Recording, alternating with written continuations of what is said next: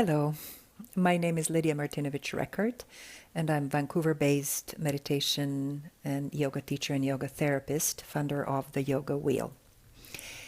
It is my pleasure and my honor to introduce our guest today, Andrew Feldmar, who's a Vancouver-based psychotherapist originally from Hungary. Although, just like his teacher, late psychiatrist R.D. Laing, he would rather call himself a social phenomenologist, and he will elaborate on that later.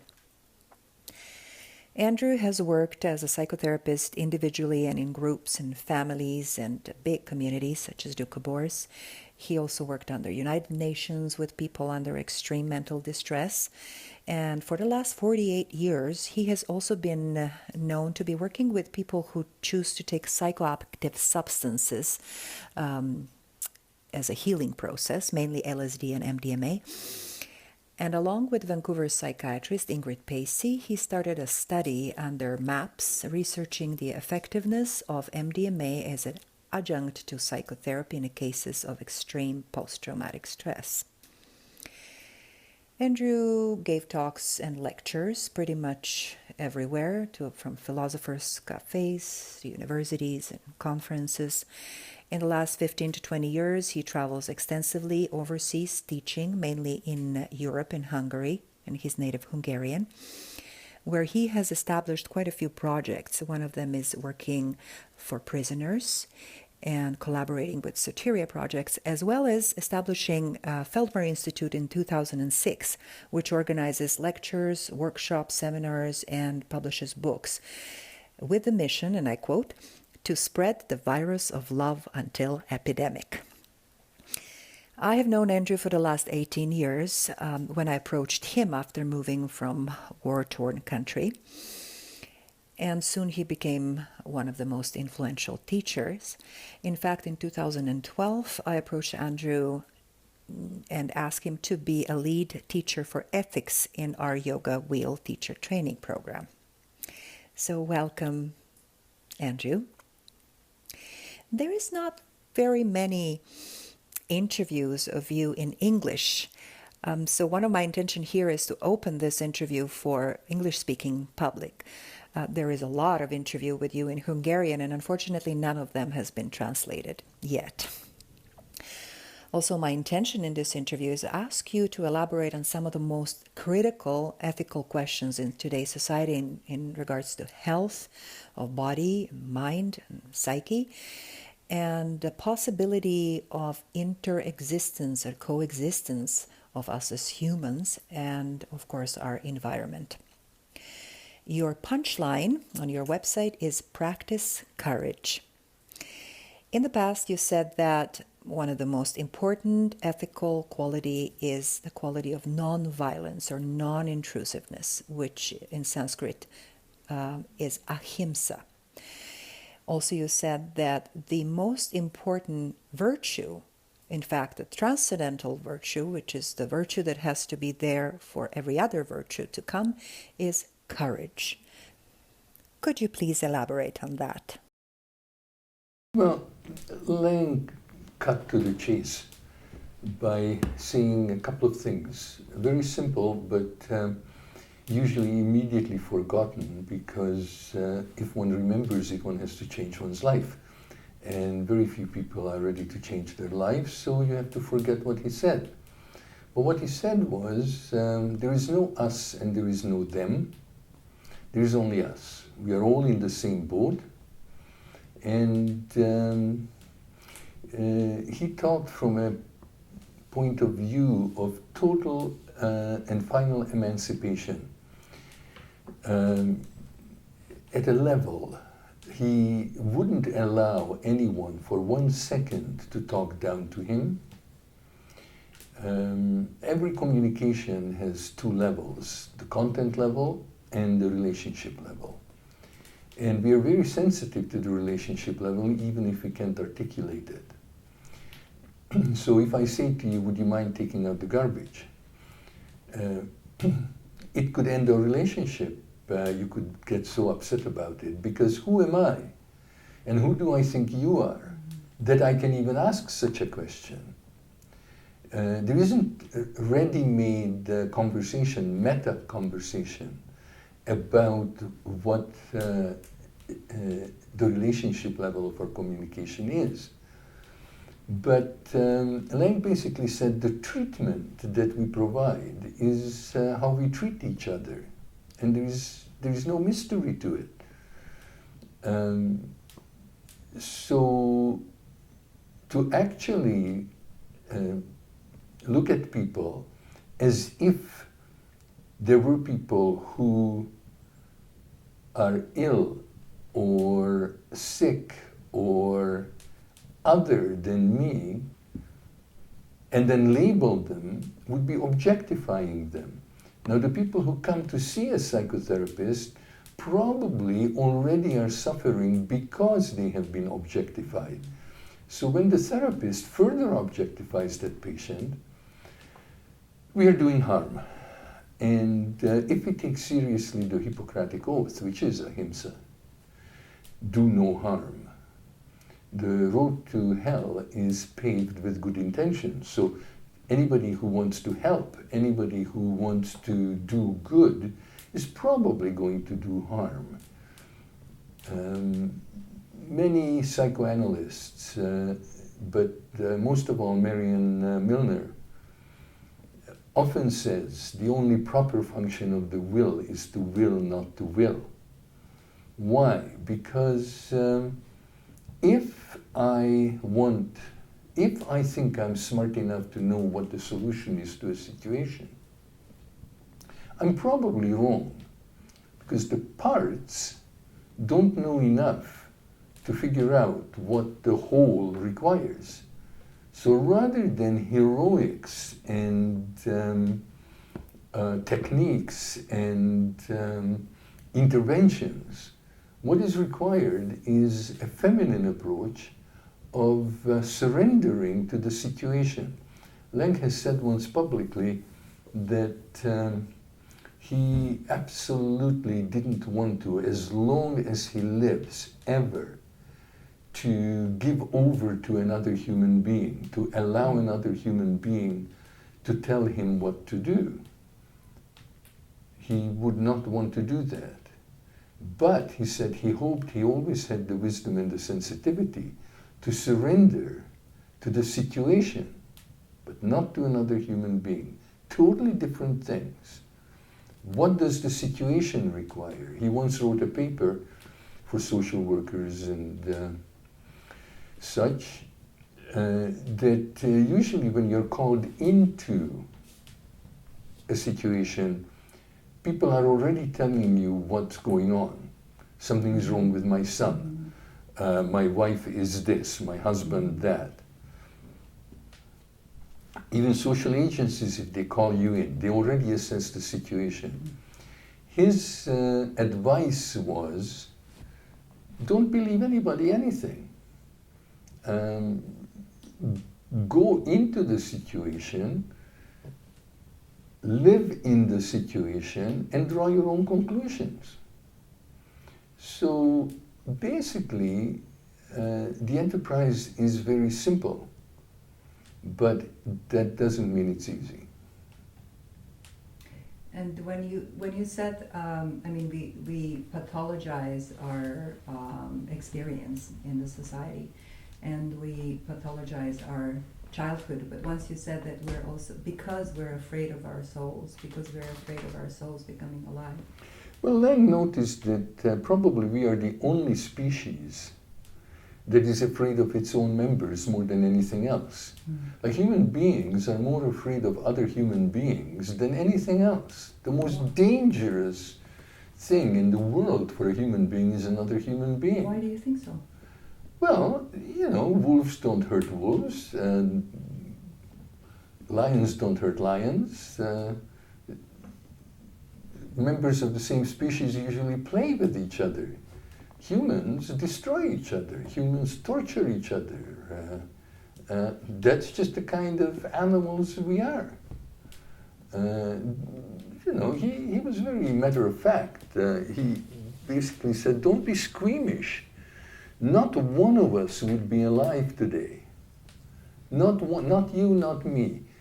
Each of us, if our forefathers wouldn't have shed blood in order for us to be here. So each of us is on top of a heap, of a bloody heap of humanity. Otherwise we wouldn't be here. Because 2, 3, 4, 5 generations ago, these men had to die in order to protect the women in whose wombs our great-grandmothers, fathers were. So, you know, all this peace and love, that's not the kind of people we are. You know, that's not the kind of species we are. So he called it also, when he wondered why most psychiatrists, most psychologists are controlling, he figured that they are probably the most frightened people who are afraid of their own and other people's psyches. So he called that psychophobia. But do you think that as a family we're afraid of, I mean, not just as psychotherapists, but also as a society and a family, that we are afraid of our children's becoming alive, or we're afraid of ourselves becoming alive? Yeah, I think we are very fearful. Anything that we can't control, we are scared of. It's as if most people think that they are surviving because they are so clever. One of the benefits of psychedelics is that after you lose your ego, you realize, not just think, you realize that you're not alive by your own cleverness, you are alive in spite of your cleverness. That, and this is not religion, it's just common sense, it's your experience, that you're lived by something that is bigger than you are. No, I didn't put myself together in my mother's womb. I don't know how to beat my heart. I don't know how to liver my liver, kidney my kidney. Something lives me, and through martial arts, through psychedelics at least, you begin to realize that it's best if you step out of the way and let life live you. But usually trauma, for example, makes a human being who is relaxed and sensitive and is in touch with the world contract into a very tight ball and become defensive. You even said that the major cause of unhappiness is a powerlessness. Yeah, I would say there is nothing psychological about it.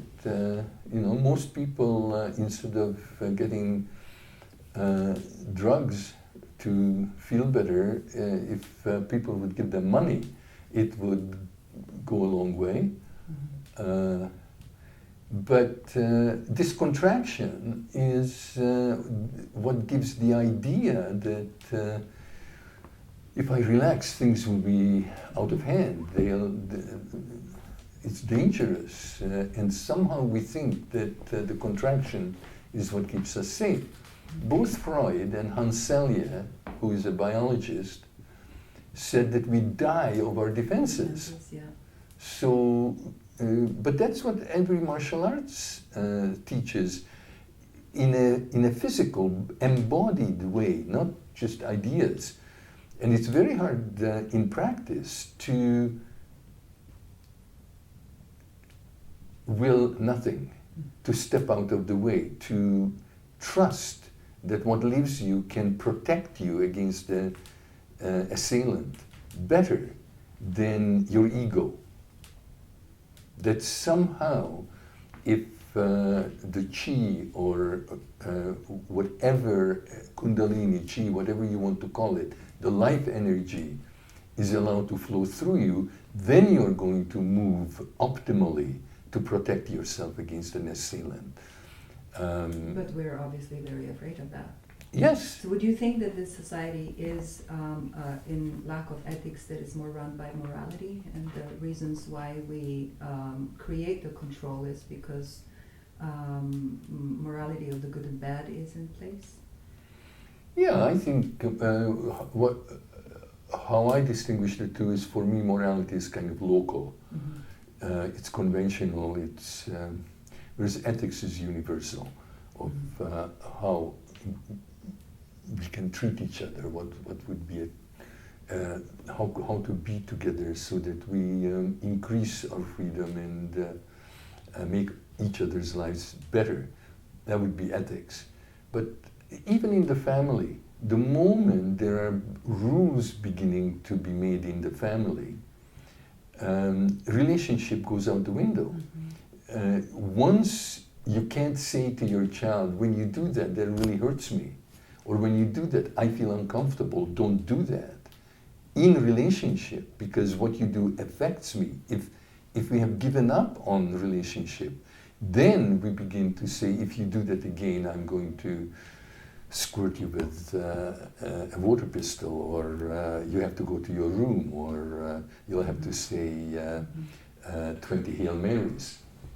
You were mentioning a psychologist that was saying that in a basis of all psychological illness is the drama, it's the post-traumatic stress disorder. It's the base of all what we would call the mental illnesses.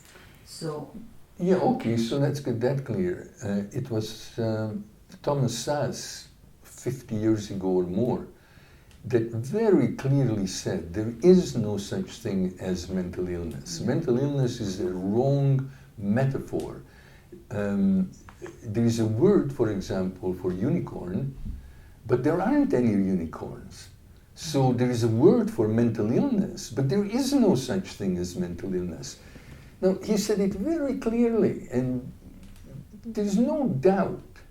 And yet here we are 50 years later, as if he never said it. The mind is boggled. Now, what he says is, there is brain disease. There could be, for example, recently Oliver Sacks died. And Oliver Sacks was a neurologist. So he primarily dealt with people who had brain damage, who had brain disease. But even he, the medical part of what to do with a damaged brain, he could do in a matter of minutes. That was the easy part. Why we remember him, and why we will always remember him, is because what he engaged in is he lived with these people who were impaired, and he tried to create an environment around them within which their impairment didn't show. So even severely brain damaged people in certain environments, you don't know, it doesn't come up, it doesn't manifest. But in certain other environments, they are totally disabled. So even he put his attention on what kind of environment to create around a person where that person can live most comfortably, most happily, with their strengths manifesting, not their weaknesses. So, so either there is brain disease or there are problems in living. And this is the chicanery, this is the cheating, this is the horror of psychiatry and the pharmaceutical industry, is that they have made out of existential difficulties illnesses. Like, for example, antidepressants were, no one talked about depression before they manufactured antidepressants. It wasn't even in the vocabulary. So it's not like was it in a DSM? No, there was no DSM then, in any case, or a very rudimentary form, but people talked about melancholia, or people talked about despair. Like, despair is an existential phenomenon, hopelessness. Now, somebody had the bright idea to make it an illness. And they found some little drugs, they called them antidepressants, and then they coined the term depression. And then people were looking for, these are the symptoms of depression, and it's an illness, and here we have, it's $1 billion business. But there is no truth to it. The formula, for example, in my terms for depression, is oppression plus lack of expression equals depression. Funny that all three words have pression in them. But so clearly it's political. Like Hungary, in 1956, before I left, the whole country was depressed because we've been oppressed by the Russians. Nobody could talk about it. If you said anything, so there was lack of expression, if you said anything, secret police would come 3 o'clock in the morning, take you to Siberia. So no one talked. Total oppression. Everybody was depressed. People were crying in their beer. The whole country was alcoholic. Now, antidepressants are not going to help. So this is where psychiatry is like for animals, it's like veterinarian psychiatry because they don't talk with people. I know a veterinarian who talks to the animals that are brought to her more than a psychiatrist talks to his patients. Or prison psychiatry, because if somebody comes to me depressed, then what we look at is what could the person do to be freer, to be less oppressed? What could we do so that the person has freer expression and change his life or her life? And suddenly the despair will disappear. But to actually take drugs for that, it's just going to allow you to be imprisoned for longer. I mean, the research that Robert Whitaker talked about in his Anatomy of Epidemics, I don't know if you heard about him, he just came to Vancouver to give a talk. He was saying that there is a long-term research from the National Institute of Mental Health, where they show the 16 studies where people actually, unmedicated people get better, so that after a certain time, depressed people actually get more depressed. Psychotic people get more psychotic, because what happens is that the brain starts to compensate for the lack of drugs, and then it creates this, I've never heard the term akathisia, where there is a nervousness and aggression. So he relates that to the use of guns in the United States and so on.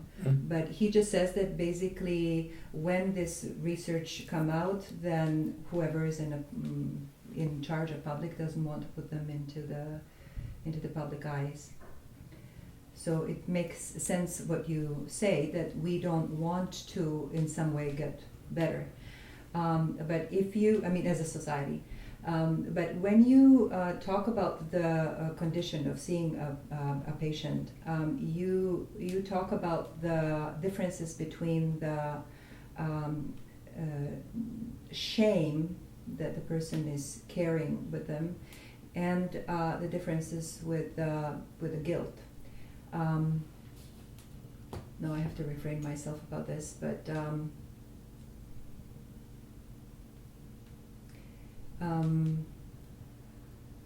That goes along with what you said, that the family, or we, instead of saying to the child, instead of having a relationship and saying to the child what the child has done, we treat the child as if the child is being bad or evil or ashamed. Can you talk a bit about that difference between the look on the shame and the guilt? Yeah, I've been around. I've seen lots of children. I have not met one child who was born bad. So I think there is an original innocence, there is an original goodness, an original curiosity,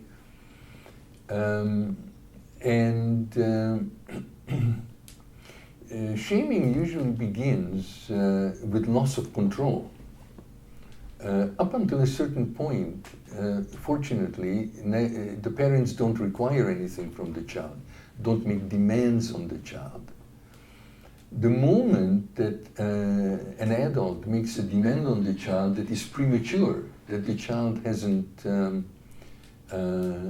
mature enough to even understand what is being asked.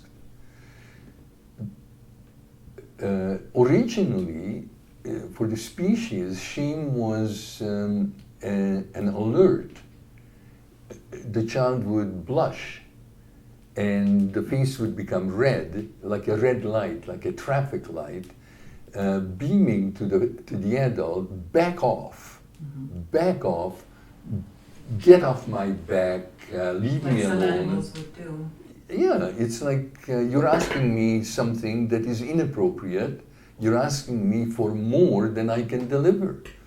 And there was a time when adults understood that, when we could read that. Somewhere we have forgotten. Now, if a child signals to you that you're asking for something that the child cannot deliver, we put the child down for even blushing. We make fun of the child for blushing, but we don't back up. Who is to say when a child is supposed to have sphincter control and not piss in its pants or wet the bed?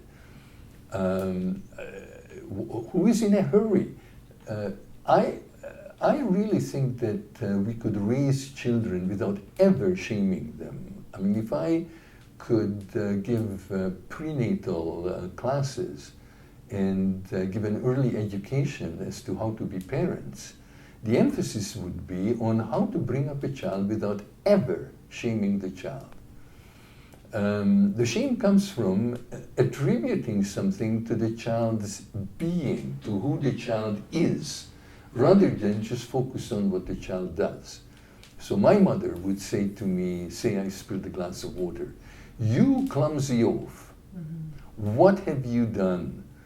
There you go again." The again already implies this is the kind of person I am.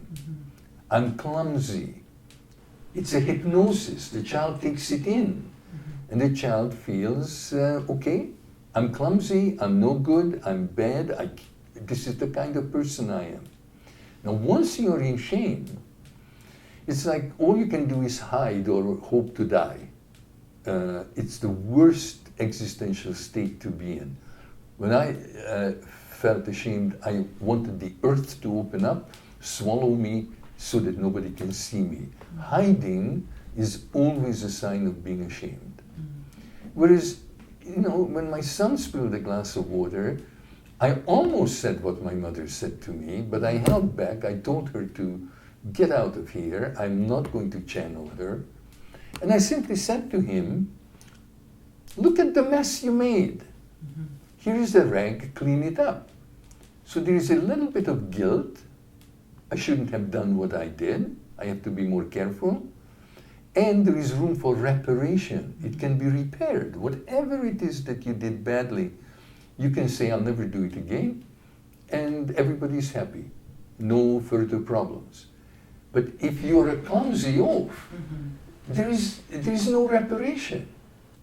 Like, you know, I work with prisoners in Hungary, and they're told that they're thieves. Now, that's because they stole. Like, stealing something doesn't make you into a thief. If you believe you're a thief, even if 5 years you spend in prison, when they let you out, I'm a thief. What does a thief do? A thief steals. So I go out and I have to steal because I am a thief. So from the shame of carrying this label and believing that I am at my core bad, I will continue acting bad. There is no hope. There is no redemption. Whereas, so mental health, actually calling somebody mentally ill is shaming them. Exactly. Like psychiatrists today say, once a schizophrenic, always a schizophrenic. Yeah. They tell people, not only do they label them, they say there is no recovery. They say it's like diabetes. Once a diabetic, always a diabetic. Wrong metaphor. Psychotherapy, now this is very important, is not like medicine. And already Aristotle knew it, and today we don't know it. Most people don't know that Aristotle said there are three kinds of sciences. There are the theoretical sciences. Clearly psychotherapy isn't it. It's like mathematics and physics. There are the productive sciences, and he called it architecture, medicine, knife manufacturing. They are productive sciences because there is a blueprint. Like if I break my arm, I want to go to a doctor. He has a blueprint as to how my bones should be. Like there's a blueprint for this house, you check the house when it's done against the blueprint and you know whether it's a good house or not. So these are the productive sciences. Medicine is in here. The third kind, he said, are the practical sciences, such as, he named two, politics and ethics, which you can only do by the seat of your pants, because it's always in the moment. You can't generalize. Everything is for the first time. No two people are alike. No two situations are alike. So you have to have a skill which is intuitive and contemporary, moment by moment. No blueprint, no theory, no techniques, nothing repeatable. Now, this is what I think psychotherapy is. So it's totally wrong to take somebody's difficulties with their family, with their environment, with other people, and call it an illness. One of the biggest mistakes, categorical mistake, is that psychiatry thinks that there is something wrong within the person. Whereas Laing was what I would call an interpersonal social phenomenologist. He paid attention to what's between us. He said, nobody suffers if that person hasn't been treated badly. So anything that would manifest what today would be labeled as mental illness is really that person has been badly treated. The trouble is always between us. So that's why psychotherapy is a very hopeful enterprise, and it has to be like an adjunct, say, to meditation, because in meditation you are alone with yourself. Whereas in psychotherapy, you open up to at least one human being, and that human being hopefully will not shame you, so shame cannot be worked through in meditation. Shame can be worked through in psychotherapy, if your therapist knows what he or she is doing. Because if you go into therapy and your therapist treats you badly, then game is over, because you think that's what therapy is and you'll avoid it. As shame feels so painful that it feels like punishment, and like dogs and animals generally, whoever punishes them, the animal avoids. So you punish children, you shame or unleash rage on children or your beloveds, and they will avoid you. So basically, we're by calling the mental illness as such, we're creating we're just it seems like that there is no way out. No, and it's a lucrative enterprise. There is no way out, especially for drug manufacturers. Well, that's why when there is a problem like why have psychedelics been suppressed for over 40 years? Yeah, you said that follow the money. That we're in amnesia for all this time. Yeah, but who are the powers who don't want us to remember what can be done? 40 years ago, there was Hollywood Hospital here in New Westminster, where they did only psychedelic therapy, legally.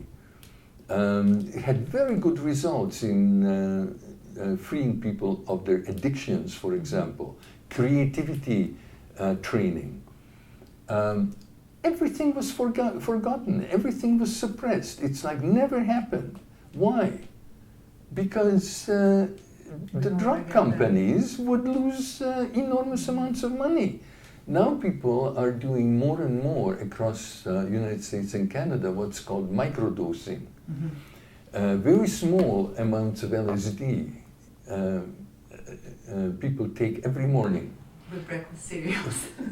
Yeah, or now they do it with psilocybin. And people are doing it with Iboga or Ibogaine. Even people are microdosing with ayahuasca.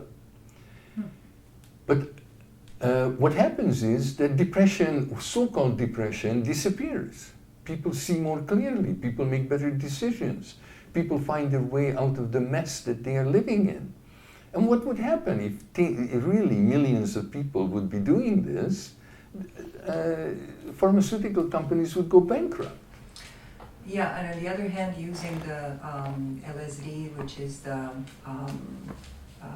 in a larger doses. In the past, you said that when you worked with Artie Lang, that you were actually taking the bigger doses for the purpose of therapy.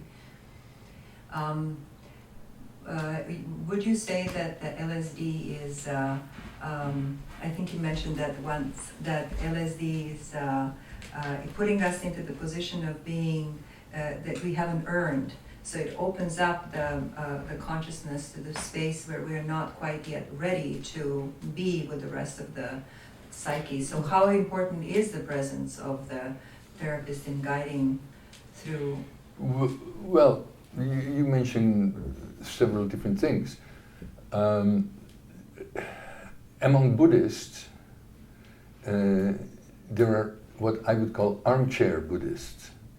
Armchair Buddhists are the ones who just meditate and have a puritanical attitude to psychedelics. Because they are the ones who say it's spiritual burglary, that you find your way into a state of consciousness with psychedelics that you haven't earned. You haven't, through meditation, it's a longer process. You would get into the same state of consciousness, but it's like being dropped on the peak of Mount Everest with a helicopter, and all the people who are slowly, laboriously are climbing the cliffs get jealous of the one who is dropped by a helicopter. So, but as it happened to Baba Ram Das, who was Richard Alpert when the whole thing started, Leary and Alpert were taking LSD every day. They didn't want to come down. Even on the deathbed? Well, but Alpert, at a certain point, thought, well, there's something wrong here. I know this state of mind exists, so is there any other way to get there? I don't want to take pharmaceuticals, but I also don't want to take LSD. So for him and many other people, what happened was LSD gave a peak, like if they take you up with the helicopter to the top of Mount Everest, you get the experience of what's up there. And then you know it's possible, you know it exists. Then you're motivated, like Alpert was, to go to India for 10, 15 years and face a blank wall in a cave and meditate and come back not having to take LSD. In fact, he has a very good story of his guru who said, you take this yogic medicine called LSD, what is it? You have some? And Alpert had, I don't know, something like a couple of thousand micrograms worth of LSD, and the old man took the whole thing, and nothing, his eyes sparkled, but his eyes sparkled anyways. If you're in that state of mind, then there won't be any alteration when you take LSD. So that became very clear. There is the same story goes with the Chogyam Trungpa Rinpoche. Yeah, so I don't particularly believe it's not spiritual burglary. I mean, you get there any way you want. Terence McKenna I like his approach. He coined the term armchair Buddhist. He said, why not do psychedelics and meditate? Mm-hmm. You know, like take the strongest psychedelic and go into that altered state in a meditative, and meditate there. You can meditate anywhere. You can meditate anywhere physically. You can meditate on the field, you can meditate on the mountain, you can meditate in your own house. You can meditate in any state of, altered state of consciousness. What if the person is so induced, or as you say, hypnotized with the sense of shame and trauma, so when they take it, they face that, so meditation on that would be overpowering or overwhelming? Well, that would be re-traumatization. Like, there is no need, either in hypnosis or with the use of psychedelics, or even just in ordinary state of consciousness, go back and remember horrible things that were done to you, and get lost in the memory of pain and suffering. There's no benefit from that. In fact, it re-traumatizes you. Would they Of course it would come out, but the trick is, and that's why I think one needs another person and not do these things alone, because hopefully the person who is attending you, you trust, and there is some measure of safety, security, and trust with that person. So with one foot and one hand, you are here in the present with the person who will not hurt you, with the person that you trust.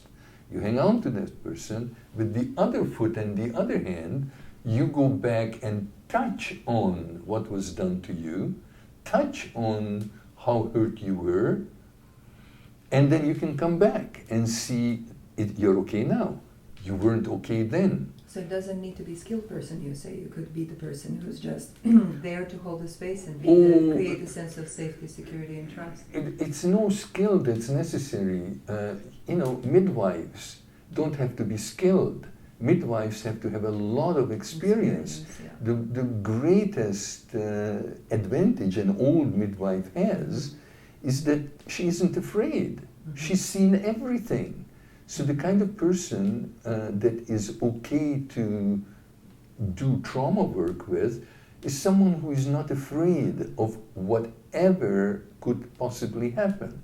Fear is contagious, but so is the lack of fear contagious. Mm-hmm.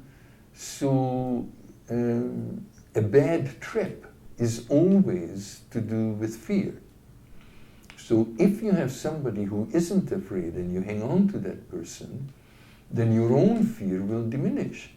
And basically what happens when in the past, when you are hurt, is an alarm set off. Mm-hmm. It's like a big alarm, and the alarm is ringing.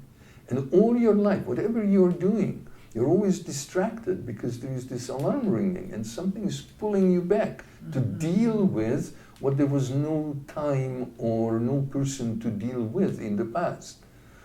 So during, say, the trauma work that we are doing with Health Canada's permission with MDMA, people can go back, touch on what happened, turn off the alarm, and come back.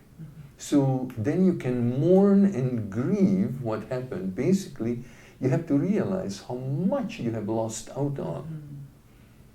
And the natural human response to loss is grief. But it's very hard to grieve alone. So you grieve in the holding of the person who is attending you. And once the grieving process is done, then although you are vulnerable and almost like a newborn, but you can have a fresh start. Yeah, what if the grieving process is incapacitating and for a long time? I remember Martin Prechtel talking about it being a very long process. Like, well, it takes as long as it takes. Judith Lewis Herman, a Harvard-trained psychiatrist who wrote Trauma and Recovery, I think that's the best book on trauma. She basically says on both counts, how long does it take for a person who learned not to trust anybody to trust a therapist? Well, it takes as long as it takes, but nothing will happen until that happens. So for some people, it's an hour. For some people, it's 7 years. And it takes as long as it takes. Cannot be hurried. No one can be convinced. The interesting use, why MDMA works, is precisely in this phase that MDMA opens the heart, MDMA presents you, MDMA makes you feel what life would be like if there was no shame. And so suddenly you see your therapist and you don't project all the horrible things that what would happen if he takes his face off and behind it there is your father or your abuser or whoever. And suddenly, with the help of this clearance that MDMA can afford, not an illusion, not a delusion, you suddenly, the long process that could take years condenses into a couple of hours. And by the end of it, you can see that this person you can trust. That person you can't trust. So you get clearer vision. So it's just like taking a homeopathic doses of it until the body... When you said practicing courage, is that what it means? That no, well, practicing courage, that story comes from, I remember telling Lang in a therapy session that I was afraid that on my deathbed, I will consider myself a coward. And he said, why would you? And I said, because I have so much fear. And he said, well, what do you think courage is? And I thought courage was fearlessness. And he just laughed and he said he has met many people and he has not met one human being who is fearless. There are no human beings who are fearless, including himself. But he defined courage as doing what you want to do, not allowing fear to enter decision-making. Feel the fear and do it anyways. Fear has no fear is almost always memories. What you are afraid of has already happened. Would you say that all emotions are memories? Well, you know, if I can speak loosely, I would say, and Sartre had a theory of emotions, where he basically said, if you weren't frustrated, you wouldn't have any emotions. Like emotions are always instead of action. So if you were a person of action, you wouldn't have any emotions, you wouldn't need them. One very good example he gave was, imagine a lion comes into the room.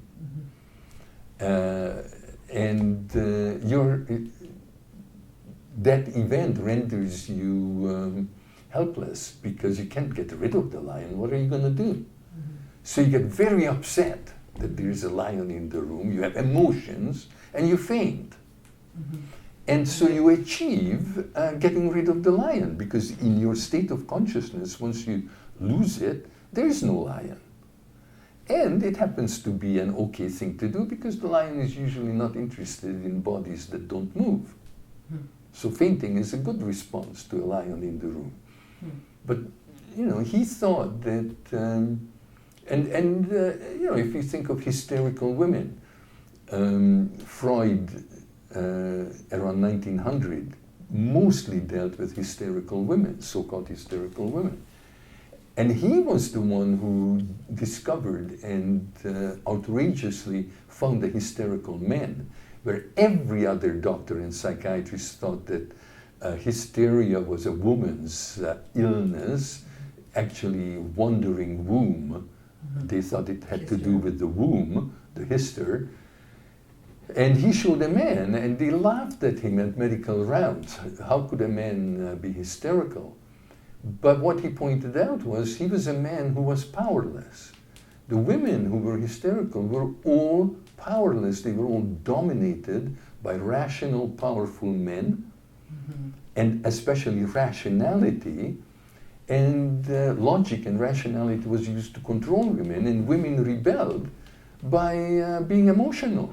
And that's what was called hysteria. It's a kind of guerrilla technique.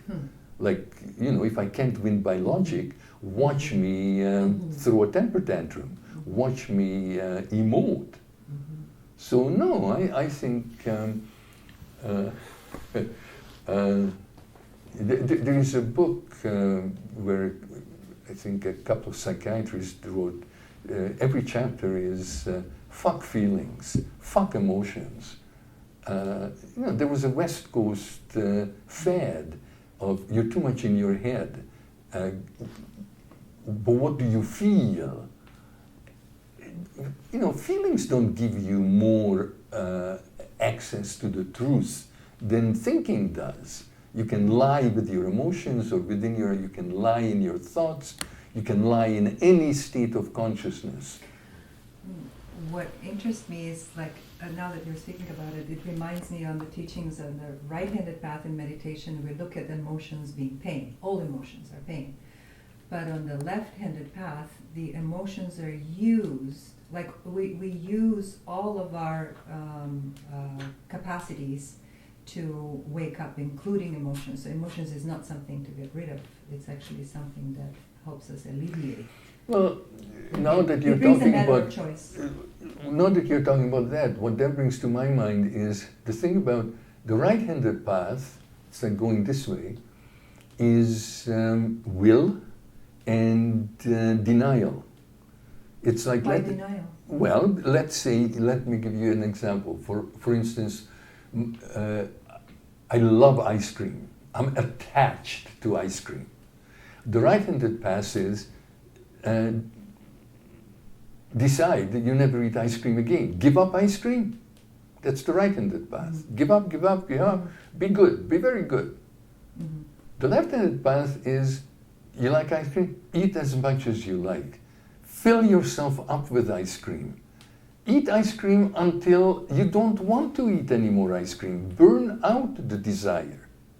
Here, ignore the desire. Right-handed path, ignore desire. Left-handed path, indulge desire until it disappears. Mm-hmm. The funny thing is that it ends up in the same place. Mm-hmm. Mm-hmm. So the only thing that you have to be careful of is don't go one way and the other. Don't oscillate, because that takes you nowhere. Mm-hmm. So if you're gonna go right-handed all the way. Mm-hmm. If you're gonna go left-handed, go the other way. Mm-hmm. I mean, in Tibetan tradition, they consider that one being the faster way of the working with emotions. Well, and on top of it, you know, there are teachings where willfulness is not the way to go. Mm-hmm. So wanting to be enlightened, wanting to all that will is probably counterproductive. Mm-hmm. So, from a perspective of yoga and meditation, and you said that meditation can kind of get you into the same place where LSD is, there are koans in Zen. So, for example, some of them is who am I?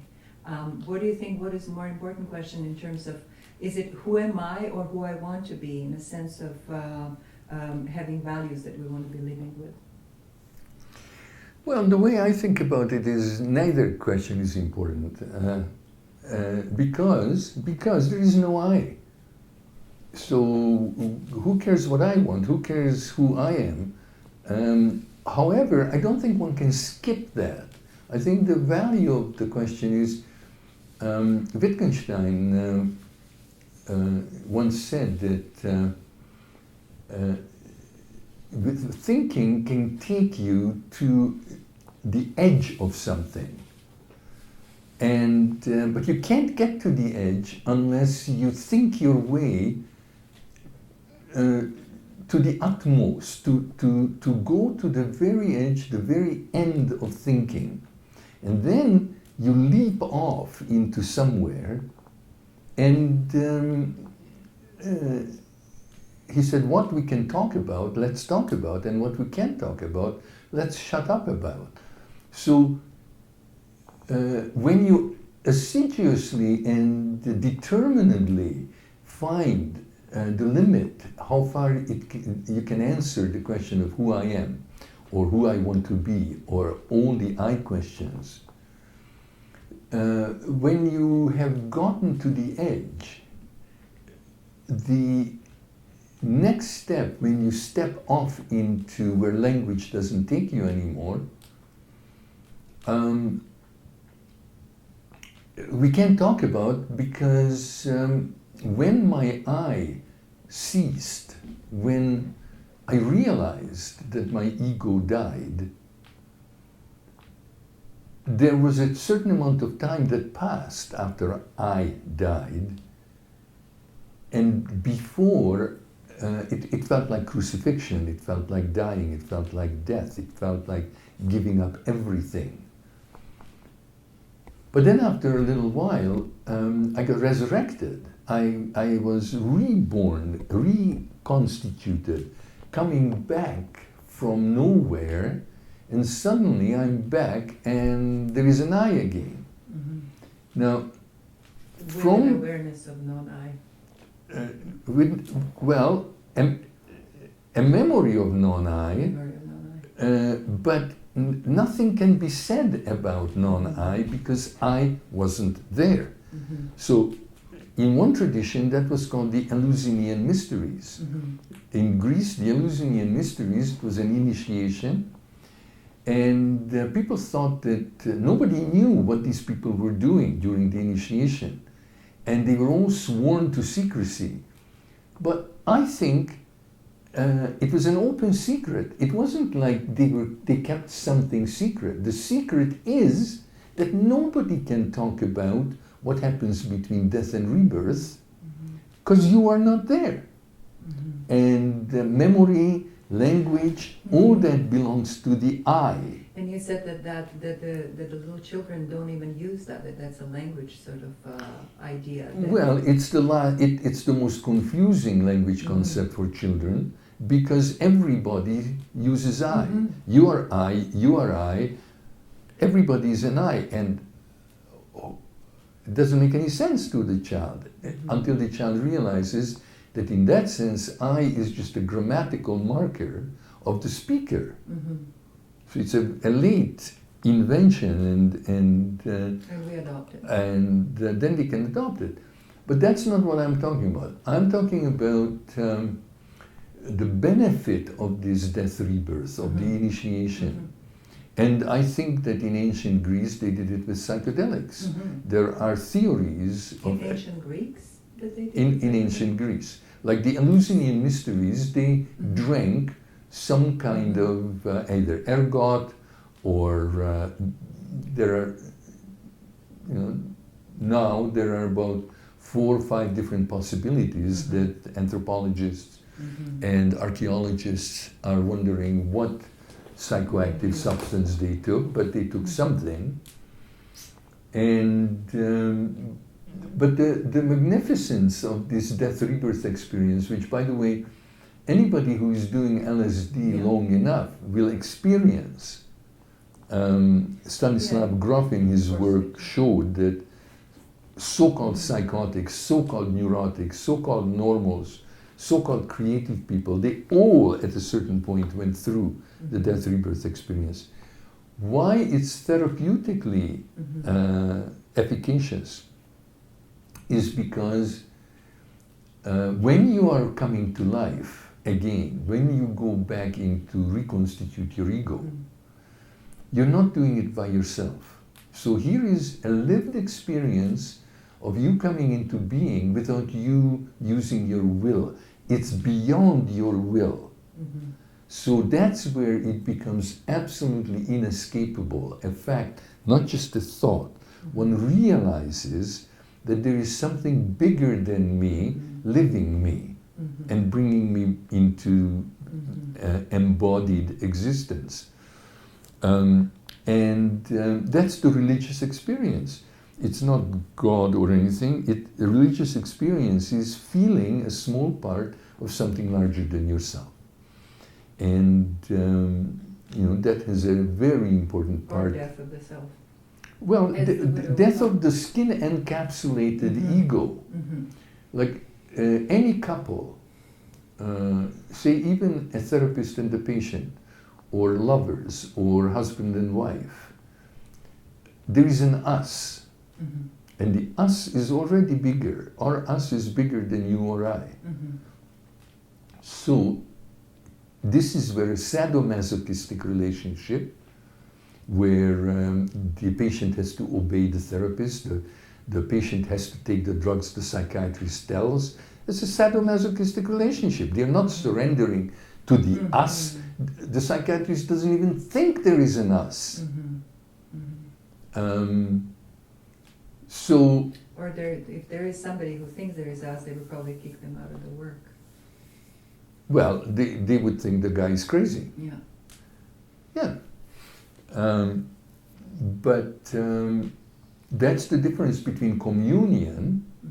Communion is that moment where, for example, a string quartet performs and suddenly, and everybody notices, they play like one.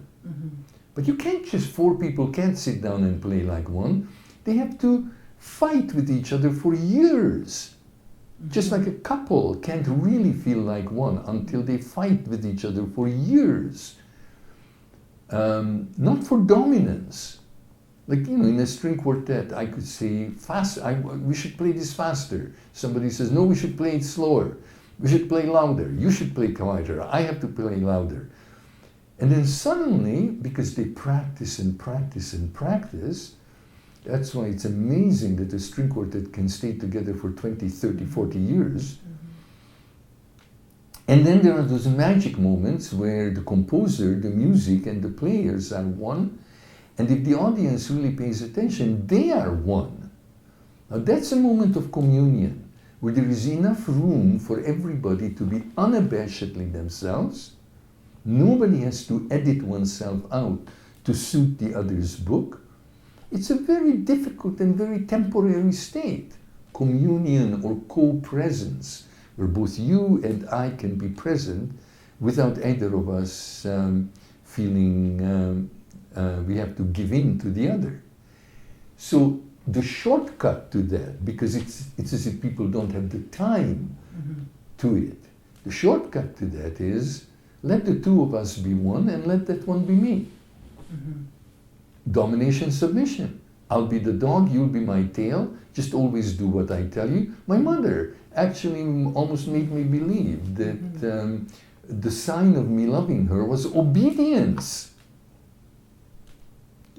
Men who beat their wives, they beat their wives because they get scared when the woman has an independent mind. You know, it's like they think of the woman as their hand, and they want to move the woman like they would move their hand. Come here, let me lick you. And if the hand says, no, you can't lick me now, well, you know, like, do what I tell you. It's like totally frightening to simple-minded men why their woman won't obey. So it's extremely important, this religious experience of, hey, you know, I don't want to give in to you. You don't have to give in to me. How about both of us give in to the us? And if you're spiritually deaf or I'm spiritually deaf, then we're in trouble. And psychiatrists seem to be spiritually deaf. I'm sure there are one or two who are not, like Lang wasn't. But then the rest of his profession thought that he was an ambulatory schizophrenic himself. Like he was actually afraid to get into the hands of his colleagues because they would treat him, lock him up, give him medication. So when in psychoanalysis they say that the end of the basically the end of a psychoanalysis would be when the transference is transformed into, you mentioned that the old idea of the Freudian idea was that when the patient realizes that he knows more than a therapist. Not quite. I think what you remember me saying is, first of all, transference, the essence of transference is presuming that the other knows. Yeah. Because as children, we all presume that the adults know. Freud said the end of transference is when the patient realizes that not just the therapist knows, the patient knows it also. Lacan was the one who said Freud didn't dare to think it through, because Lacan said the end of transference is when you realize nobody knows, which then equalizes us and you can't play the expert anymore. I mean, I think one can be an expert in technical matters. Now, I want an expert if I have electronic problems, or I want an expert who can build me a good house. I want an expert to set the bones. But as far as ethics and politics is concerned, there are no experts. Nobody knows better what's good for me than I do myself. So all this fashion with taking the psychedelic substances in shamanic environment, when there's shaman leading and there is a sense of process and the music and so on, you would think that that's not helpful? Not my way. No, I wouldn't want... you see, immediately, as soon as you say, okay, I'll do what you want, as soon as I give in to, okay, this person knows how to run a psychedelic session, maybe good things will happen, but some basic point is not touched on, which is we are equal. We are equal. It doesn't help the person to achieve equality. It doesn't help in emancipation. So how Lang was in psychedelic therapy was, okay, let's take the substance, let's take the sacrament, and anything goes. Like, it's open. Like, if I said, I want to hear some music, he would facilitate it. But if I wanted to talk with him, then we would look at what's between us, not somebody put goggles on me and put me in a sleeping bag and tell me that I have to go within. I'll go within if I feel like going within. I'll come out if I feel like coming out. Why not promote absolute freedom and autonomy in all states of consciousness? Why does somebody have to be the expert? The only expertise I think the therapist has to have is practice, experience, fearlessness, openness, honesty. And risking everything, as you said, risking his own thoughts or ideas of what could risking be. Everything, right. I mean, sometimes in a psychedelic moment where both patient and therapist are meeting, the question that comes up is cosmic. It's a question of life and death. Like, if in that state the patient looks at me and says, can I trust you? I can't lie, and you know, maybe I would have to say, I don't know if you can trust me. I mean, how deeply do I have to know myself of what I would do in different circumstances? Trust me as far as what? Are you true? Are you false? Like, you know, there are layers upon layers upon layers of truth, and behind it, who knows? So, as a therapist, one takes on all comers, almost like a prize fighter in a ring. I'll take on anybody, and you know, one day somebody comes in and knocks you out. Like, there is no assurance. You know, like, as a boxer, you don't know for sure that you'll come out on top. Well, when you're encountering people without any defenses, you may have to have realizations you've never had before. Now, every person I work with is a challenge to me. You don't shy away from saying that, or talking about love being something that you would like to cultivate until epidemic. Is that when you mean by saying the presence of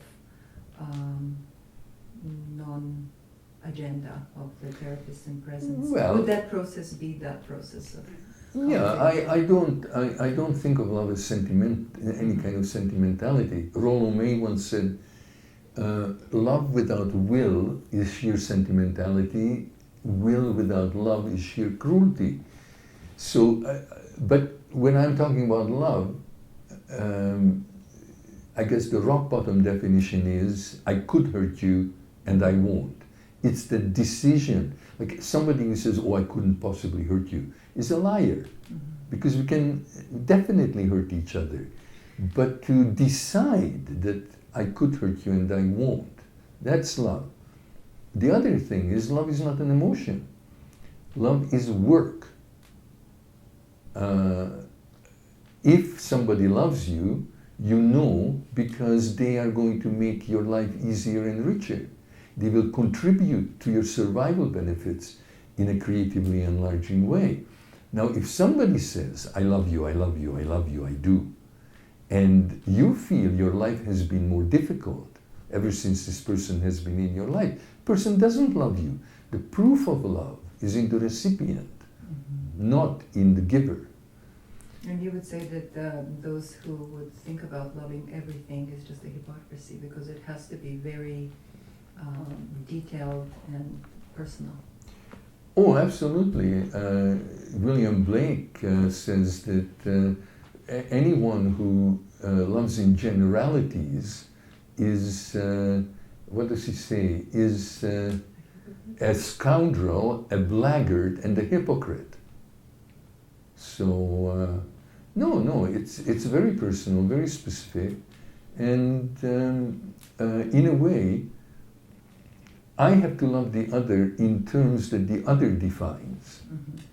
And the other has to love me in terms that I define. So it's almost like I have to learn the other's language and the other has to learn mine. If I love the other as I would like to be loved, that may not be any good for that person. So loving is the most exacting discipline. That's Henry Miller, who wrote in one of his books that it's an almost impossible task to love. Love desires nothing. Henry Miller wrote about, he was already in his 70s, and he was in love with a young woman, a beautiful young woman who was a nightclub singer. And he wrote a book called Insomnia, where it's all the writings he did while he was waiting up for her, and she would come home 3 or 4 in the morning. And he knew that if he unleashed one word of jealousy on her, she would never come back. So he wrote about how hard it is to love somebody without any desire. Would you say that that would be a spiritual experience? Well, sure. It's one way to say it would be love is letting the other be with some care and concern. Like wanting the other to be other than the other is already not love. That's desire. You can't have the other person as a project.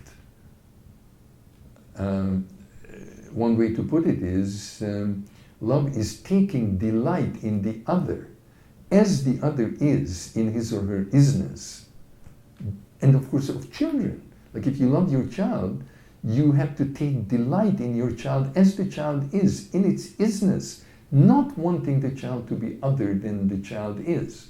The moment you are basically telling the child how to be, you're running a theater school. It's like you're teaching your child how to act. And that's not love, that's totally desire. That's like a director basically telling the actors how he wants the play to run. Yeah, and you said many times that the people that you see, they're actually playing the show or being in a scene as in a theater show in some way. Well, most of the people who were the most depressed people, so-called, who have come to me, were people who were stuck in a 24/7 soap opera, who could play the good daughter of their parents, the good wife of their husband, the good mother of their children, the good person at work, and knew that nobody was interested in the woman who was playing all these roles. Like I think Marilyn Monroe killed herself because nobody was interested in her. They were only interested in the character that she played. She was stuck in a 24/7 soap. So when this woman realized that she could actually live without playing roles, her depression lifted totally. So you said most of the suicides that were happening is making a choice in I would say somewhere where... to get off stage. You know how we say to each other, come off it. Come off it means come off stage, like don't act, come off it. But there are people who don't know how to stop playing roles except killing themselves. That's dropping all roles and not staying there for the consequences. Because one thinks, if I refuse to be the good son of my parents, if I refuse to be the good husband of my wife, the good father of my children, then I can't live with the consequences. So is more efficient and less painful. Just don't know how else to come off stage. In this light, it's important to talk about Sartre, who for a long time didn't believe in love at all. He thought there was only domination, submission. Two people meet, in a matter of minutes, they decide who will dominate, who will submit, and that's it. And then he thought to make another person believe that they love you is the best way to exploit them. It's the best way to dominate them. So he thought the whole love talk was just a ruse. It was just in the service of domination, submission. But then shortly before he died, he had an experience. And then he said, I'm sorry, there is love, I just never saw it. And then he defined it very well. He said, you know that you're loved when you feel freer in the company of the other than when you're alone. And it's a very tall order. Then you would never get depressed. Like the woman who I was talking about, who played the roles 24/7, she really thought that she had to give up certain freedoms for every connection. Most people pay for connection with loss of freedom, which leads you to despair. Because either you're free and you're alone, or you have company but you're not free. Well, fuck.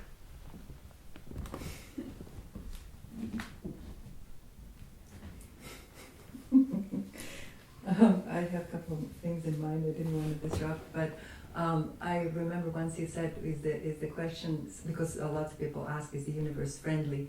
And you said that that's not the question at all.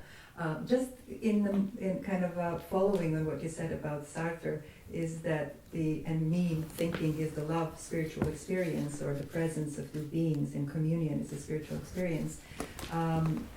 Kierkegaard also said before he died that he was loved, he just didn't realize. So would you think that this is what encompassing world is actually love?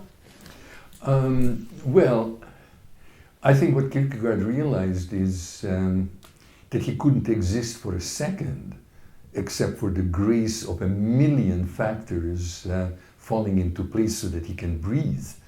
I have a philosopher friend who talks about the solar economy. He says the sun is burning itself up as fast as it knows how.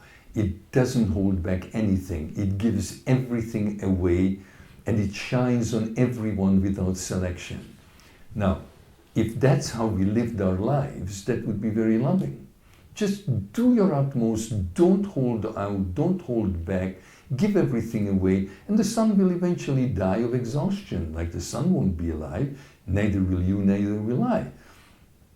When Lang went up on top of the mountain in Sri Lanka to speak to apparently the most highly evolved human being on earth, he was allowed remain nameless.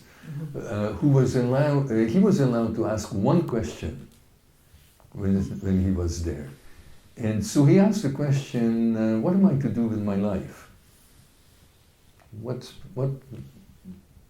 shall I do? I only have one life, how am I to live? And translation back and forth, back came the answer, and it was, make your heart into the sun and shine alike on everyone. Tall order. Would you say that there is times that we don't need help of therapy or the help of psychedelics or the... No one needs it. No, you don't, of course not. Freud said, by the way, that if, he used two words, he said, lieben und arbeiten, love and work. He said, if you enjoy your love life, if you enjoy your work life, then what more do you want out of life? But if you don't enjoy your connections, if you don't enjoy your work, well, then either you need therapy or you need something. Lang sometimes thought that people go to a therapist once they run out of friends. As long as you have friends, what do you need a therapist for? So we have therapists because we lack friends. Yeah, and you know, he was quite plain spoken about people had to pay for therapy because it wasn't a peak experience to be with them. Something wasn't equal yet. Mm-hmm. He said, the moment that you really enjoy being with the other, it would be unethical to ask money for it. Mm-hmm. You know, it's like, why ask money if the exchange is totally symmetrical? So, the last chance, once you have run out of friends, once you don't know how to make connection, once you really believe that it's worse to be with others than alone, but being alone doesn't work, then your last-ditch attempt is to go to a therapist that you can be candid and spontaneous with. And then, of course, that's the problem of therapy, that if that therapist that you finally get to is just like other people, then you basically give up on that, and then there is no more resource left for you. But it's work and love, that's all. Freud also said that at the end of analysis, at the end of therapy, people asked him, so what can you look forward to? How happy will you be then? He said, no, it's not about that. At the end of therapy, your capacity for suffering increases. Mm-hmm. So you won't freak out when you suffer a lot. You know, people sometimes go crazy because they think their capacity is less than the magnitude of their suffering. And in therapy, you finally realize, your capacity for suffering is pretty large. Don't have to freak out, just suffer. Mm. You know, he agreed with the Buddha, life is suffering, and not wanting that causes extra suffering. So might as well accept it. When you were speaking on Sophia's with Mia Caleb, we were talking about evil. And at that time you said that the evil itself, there's only evil deeds, there is no evil person. Can you elaborate on that? Well, I have infinite faith that even the most evil person, I mean, what is evil? Evil means that you don't respect life, basically. Either you're for life or you're not. And we have that free choice. So, you know, sin is trying to achieve something and you err a little bit, but at least you're, it's an archery term, at least you're shooting the arrow towards the target. But you don't always hit bullseye. But an evil person or somebody who is committing evil knows where to shoot, and he shoots exactly in the opposite direction. That's not a mistake. That's not an accident. That's a deliberate choice, just like in our mythology, Lucifer basically refused to serve God. Like if God is the life force, then Lucifer says, I don't respect life. But there is always the chance for turning. You've done bad, turn. Stop doing bad and all is forgiven. Like, you know, say I kill somebody, I kill somebody else, I kill more. I'm not a murderer, I just kill. If you tell me that I'm a murderer, then basically there's no way out. So even people that are in psychosis, heavy psychosis, they still have a choice. When we take out that idea of the mental illness, they still have a choice to some extent of not creating evil acts. Well, that's very difficult and very complex. When do we all have free will, or are there certain states where we lose our free will? It's a very tricky business. I would say that madness and badness are separate dimensions. Mm-hmm. I think there are sane people, like our Prime Minister is supposed to be sane, but I think he's bad. Whereas there are totally insane people who would never harm a fly. Now there is a mix-up. They are trying to, with all the shootings and all the deliberate acts of violence, they try to say that those people are mentally ill. Well, then, you know, all generals are mentally ill. Like, no, I think that there are sane people who are bad, there are bad people who are sane, there are bad people who are insane, there are good people who are insane. Insane for me is just being out of touch with reality. Thomas Sass also said that in some countries on the earth, if you commit a crime in an altered state of consciousness, like drunk, it's an alleviating circumstance. You say, well, I killed my wife, but I was drunk. Okay, well, then that's not so bad.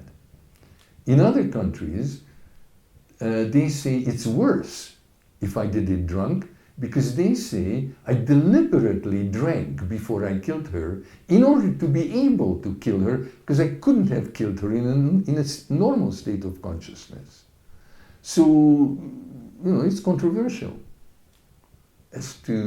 I generally think that either we all have free will or none of us. I don't think some people do and some people don't. So do you believe that we do have? No, I just think it's either or.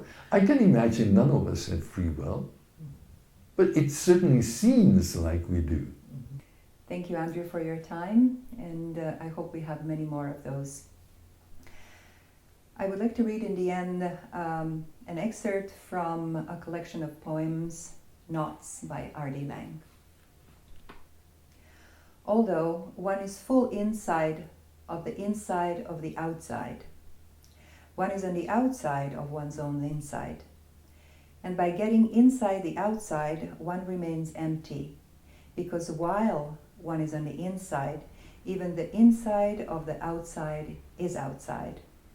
And inside oneself there is nothing. There has never been anything else, and there never will be. Thank you.